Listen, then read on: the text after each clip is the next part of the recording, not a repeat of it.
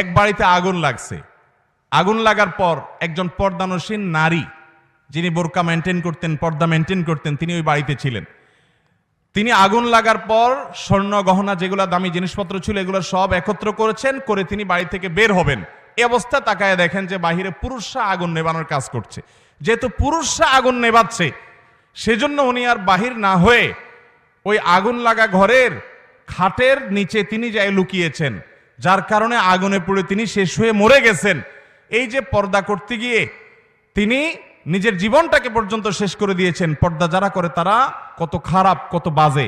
এ হলো গল্প, এ হলো আপনার গল্পের নামে পর্দার বিদ্বেষ আমার সন্তানকে শেখানো হচ্ছে। ভাইরা আমার, আচ্ছা আপনি আমাকে বলেন, কোন বাড়িতে যদি আগুন লাগে, কোন নারী যদি সে আগুনের মাঝখানে পড়ে যায়, পুরুষরা আগুন নেভাচ্ছে, এই অজুহাতে কোনো মুসলমান নারী বের হবে না?